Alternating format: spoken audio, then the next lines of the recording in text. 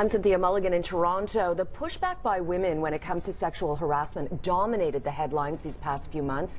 But to look ahead into 2018, I'm joined now by Anne Kingston from Maclean's. Hello. Hi, Cynthia. Where do you see this going? Has it reached a crescendo, or do you see it moving beyond into 2018? No, it definitely will move into 2018. I think it's fair to predict that. And one thing I'm particularly interested in is how this will play out in the Cosby trial, the second Cosby trial, which starts in April, and the extent to which the recognition of women being listened to and believed when they come forward with assault and harassment might play into the jury decision this time. So you think that can actually seep into the courts, into verdicts now? A year ago, I don't think you would have had that same kind of awareness. And I do think that the stories and the ubiquity of it and the recognition of how it's a systemic problem and a power imbalance problem, which is really interesting in the Cosby case because she worked at a university where he was a very powerful figure. So this could all factor in, I think, to the way we sort of move ahead.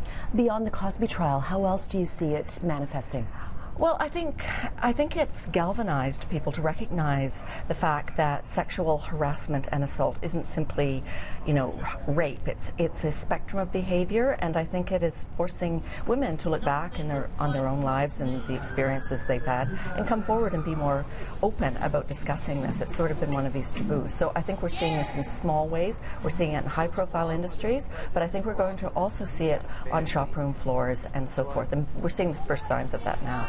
It's interesting to look back at through this lens at how things may have been played out differently. Monica Lewinsky, Bill Clinton, for example, Anita Hill. Yes, absolutely. It's really, and in fact, Anita Hill has been named to run sort of an investigation into sexual harassment, which is sort of ironic given the fact that she's sort of seen as poster woman for coming forward decades ago now. So yeah, I absolutely think we can reframe history. Unfortunately, we can't change it, but certainly the Clinton is being mentioned. The way we see political behavior, it's starting to seep in. We're not seeing the consequences in the United States yet, but fingers crossed there will be more awareness going on. All right, Anne Kingston, thank you very much. My pleasure. Nice to see you. And if you'd like to read Anne Kingston's article, you can find it on macleans.ca. It's up right now.